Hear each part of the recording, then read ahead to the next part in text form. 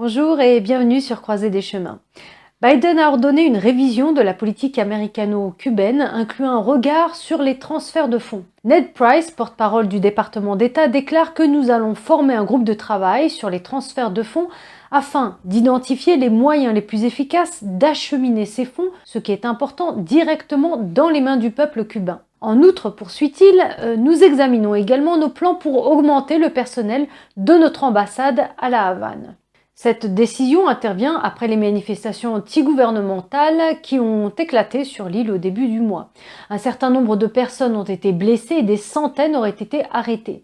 Mardi, un porte-parole du département d'État a évoqué les mesures prises pour soutenir le peuple cubain. Nous allons, au fur et à mesure que nous explorons cette question, nous assurer que nous faisons tout ce que nous pouvons afin que ces recettes aillent au peuple cubain et qu'elles n'aillent pas dans les coffres du régime. Encore une fois, il s'agit d'un régime qui a privé son peuple de ressources et de droits, et je pense que nous avons vu cela se manifester à Cuba ces derniers jours.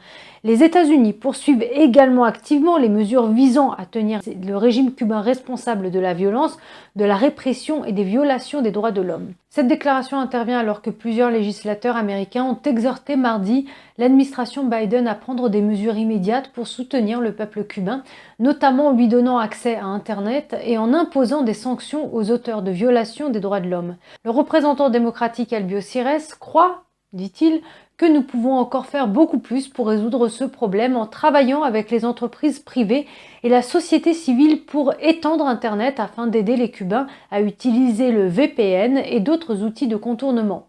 Depuis le 11 juillet, des manifestations de masse ont eu lieu sur toute l'île et des milliers de personnes sont descendues dans la rue pour protester contre le régime communiste.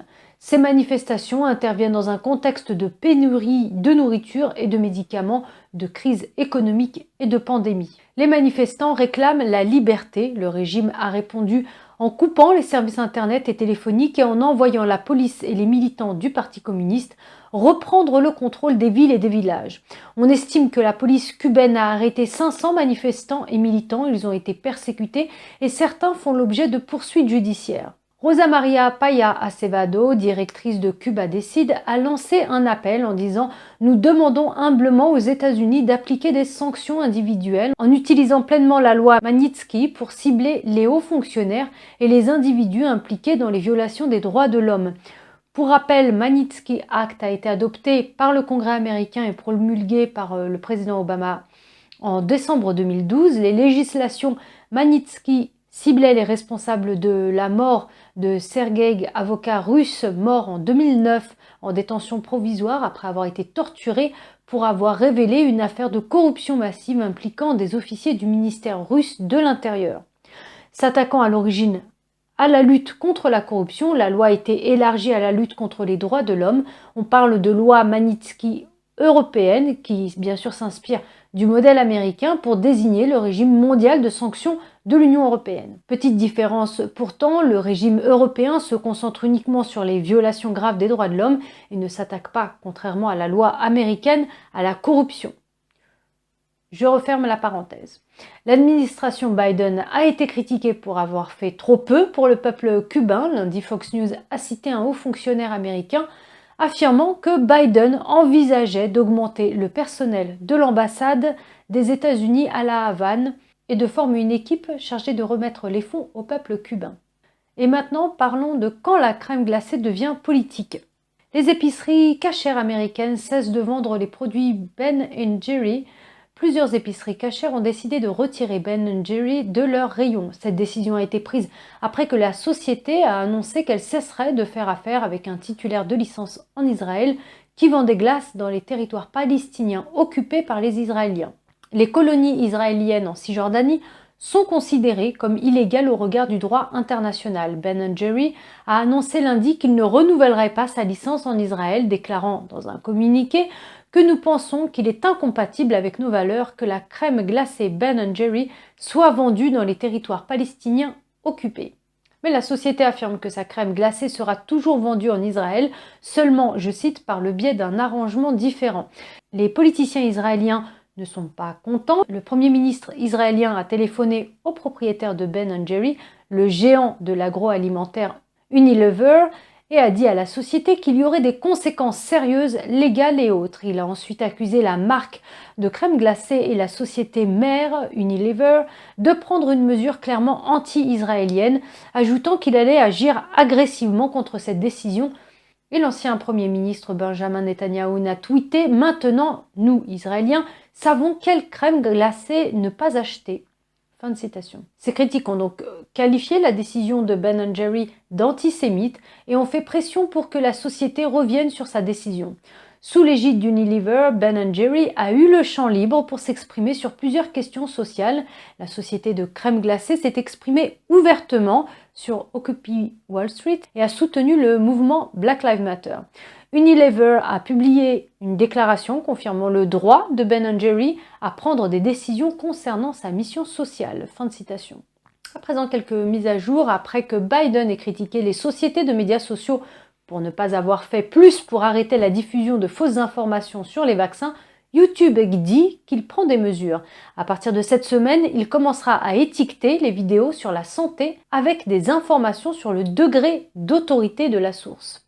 La société a fait cette annonce lundi. Elle indique que sous certaines vidéos sur la santé, elle ajoutera des panneaux d'information qui alerteront les spectateurs si la source est citée faisant autorité. YouTube affirme que l'objectif est toujours d'aider les gens à naviguer et à évaluer plus facilement les informations crédibles sur la santé. Un responsable de la société déclare que YouTube a le potentiel d'être un outil transformateur pour la santé publique et peut avoir un impact positif sur les communautés. De son côté, Instagram permet désormais aux utilisateurs de contrôler la quantité de contenu sensible qu'ils voient. Mardi, la plateforme de médias sociaux a lancé un nouvel outil appelé Contrôle du contenu sensible. Il donne aux utilisateurs la possibilité de filtrer les contenus potentiels répréhensibles dans le flux exploré de l'application. Dans un communiqué de presse, Instagram a déclaré que le contenu sensible comprend des éléments qui n'enfreignent pas nécessairement les règles, mais qui peuvent potentiellement déranger certaines personnes. Et maintenant, avant de terminer, Jeff Bezos a peut-être atteint l'espace, mais de retour sur Terre, il est critiqué pour certaines de ses remarques. La blague de Bezos s'écrase après un vol spatial. Bezos a eu quelques mots de gratitude après le vol. Il a dit, je cite, « Je veux remercier chaque employé et chaque client d'Amazon parce que c'est vous qui avez payé pour tout cela. » Fin de citation. Malgré les rires, Bezos ne semble pas avoir saisi l'ironie de ses propos, mais certains politiciens démocrates ont sauté sur l'occasion de le rôtir pour cela. La représentante Alexandria Ocasio-Cortez a tweeté, je cite, « Oui, les travailleurs d'Amazon ont payé pour cela avec des salaires plus bas, le démantèlement des syndicats, un lieu de travail frénétique et inhumain, et des chauffeurs-livreurs n'ayant pas d'assurance maladie pendant une pandémie. » Et oui, poursuit-elle, les clients d'Amazon payent pour cela, Amazon abusant de son pouvoir de marché pour nuire aux petites entreprises. Fin de citation. Conan O'Brien, personnalité des médias, a tweeté « Jeff Bezos fait payer 28 millions de dollars à quelques-uns pour 11 minutes dans l'espace, ce qui semble tout à fait correct pour le propriétaire de Whole Foods. » La secrétaire Elizabeth Warren a accusé Bezos de ne pas payer d'impôts. Jeff Bezos a oublié de remercier tous les Américains qui travaillent dur et ont réellement payé des impôts pour faire fonctionner le pays pendant que lui et Amazon ne payent rien. Fin de citation. Le représentant Harold Blumenauer a profité de l'occasion pour présenter un projet de loi visant à taxer le tourisme spatial. Il a dit que les voyages dans l'espace ne sont pas des vacances sans taxes pour les riches. Nous payons des taxes sur les billets d'avion. Les milliardaires qui volent dans l'espace et qui ne produisent aucune valeur scientifique devraient faire de même et même plus. Dans le cadre de la mesure, chaque passager, dit-il, serait taxé sur le prix du vol spatial commercial ainsi que sur 2 niveaux de taxes d'assises pour chaque lancement dans l'espace. Ces taxes seraient pour les vols entre 50 et 80 miles au-dessus de la surface de la Terre et le deuxième niveau serait pour les vols au-delà de 80 miles au-dessus de la surface de la Terre et serait donc à un taux significativement plus élevé. Selon Blumenauer, les vols spatiaux génèrent 60 fois plus d'émissions de carbone que les vols transatlantiques par passager. Bezos est donc devenu le deuxième milliardaire à visiter l'espace ce mois-ci, 9 jours après Richard Branson. Et pour ceux qui se demandent, le milliardaire Richard Branson a battu Bezos avec son vol dans l'espace à bord du Virgin Galactic Branson avait 10 jours d'avance, mais Bezos a réussi à établir un autre record. Il a en effet atteint une altitude de 53,5 miles, tandis que Bezos a atteint 66 miles, c'est-à-dire qu'il a dépassé la frontière invisible de l'espace extra-atmosphérique, connue sous le nom de ligne de Kármán. Les deux vols représentent une nouvelle frontière dans le tourisme spatial. La banque suisse UBS prévoit que dans une décennie, cette industrie représentera 3 milliards de dollars par an. Voilà, Croisée des chemins, c'est fini pour aujourd'hui. Merci de votre présence et de votre écoute. Prenez soin de vous et je vous dis à très bientôt. Merci, au revoir.